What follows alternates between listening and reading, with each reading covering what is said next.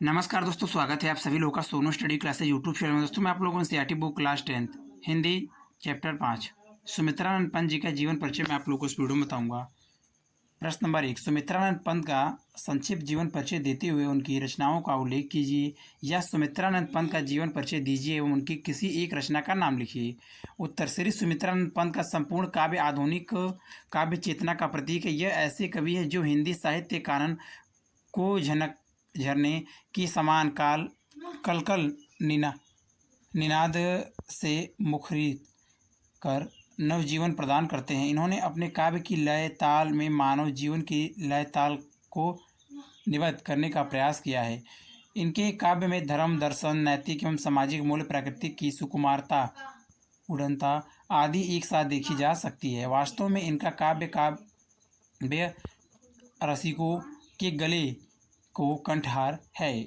जीवन परिचय, सुकुमार भावनाओं के कवि और प्रकृति के चतुर चितेरे श्री सुमित्रानंद पंत का जन्म 20 मई सन 1900 ईस्वी को प्रकृति की सुर में गोद में अल्मोड़ा के निकट कोशानी नामक ग्राम में हुआ था। इनके पिता का नाम पंडित गंगाधर पंत था। इनके जन्म के 6 घंटे के बाद ही इनकी माता का देहांत हो गया था। अतः इनका लालन पालन पिता और दादी के वात्सल्य की छाया में हुआ। पंत जी ने अपनी शिक्षा का प्रारंभिक चरण अल्मोड़ा में पूरा किया। यहीं पर इन्होंने अपना नाम गोसाई दत्त से बदलकर सुमित्रानंद पंत रखा। इसके बाद वाराणसी के जय नारायण हाई स्कूल से स्कूल लिविंग की परीक्षा उत्तीर्ण की और जुलाई 1919 ईस्वी में इलाहाबाद आए और म्योर सेंट्रल कॉलेज में प्रवेश लिया। सन 1921 ईस्वी में महात्मा गांधी के आह्वान पर असहयोग आंदोलन से प्रभावित होकर इन्होंने बीए की परीक्षा दिए बिना ही कॉलेज त्याग दिया था।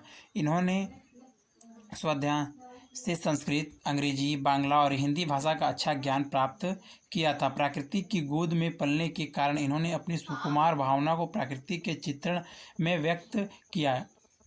इन्होंने प्रगतिशील विचारों की पत्रिका रूपा का प्रकाशन किया। सन 1942 ईस्वी में भारत छोड़ो आंदोलन से प्रेरित होकर लोकायन नामक सांस्कृतिक पीठ की स्थापना की और भारत भ्रमण हेतु निकल पड़े। सन 1950 ईस्वी में यह ऑल इंडिया रेडियो के परामर्शदाता पद पर नियुक्त हुए और सन 1976 ईस्वी में भारत सरकार ने इनकी साहित्य सेवाओं को पद्म भूषण की उपाधि से सम्मानित किया। इनकी कृति चिदंबरा पर इनको भारतीय ज्ञानपीठ पुरस्कार मिला।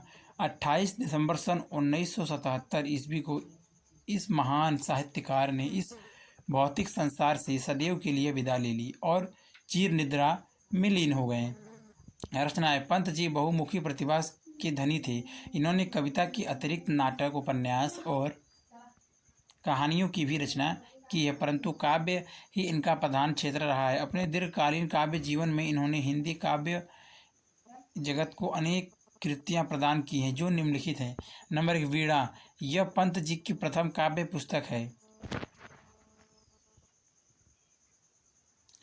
इसमें प्राकृतिक निरीक्षण, अनुभूति और कल्पनाओं का सुंदर रूप दिखाई देता है। नंबर 2, ग्रंथि। यह असफल प्रेम की दुखपूर्ण गाथा का काव्य है। इसमें वियोग श्रृंगार की प्रधानता है। नंबर 3, पल्लव। यह कल्पना प्रधान काव्य है। इसमें प्राकृतिक निरीक्षण और ऊंची कल्पनाओं के दर्शन होते हैं। इसमें बसंत, श्री परिवर्तन, मौन, निमंत्रण, बादल आदि श्रेष्ठ कविताएं संकलित हैं। नंबर 4, गुंजन। इनमें कवि का मन प्राकृतिक से हटकर चित्रण की ओर लग गया है। नौका विहारी संकलन की श्रेष्ठ कविता है। नंबर 5, युगांत। नंबर 6, युगवाणी। नंबर 7, गाम्या। इन काव्यों में कवि पर गांधीवाद और समाजवाद का प्रभाव स्पष्ट परिलक्षित होता है। नंबर 8, लोकायतन। इस महाकाव्य में कवि की सांसारिक, सांस्कृतिक और दार्शनिक विचारधारा व्यक्त हुई है। इसमें ग्राम्य जीवन और जन भावना को स्वर प्रदान किया गया है। पंत जी का अन्य रचनाएं हैं पल्लविनी,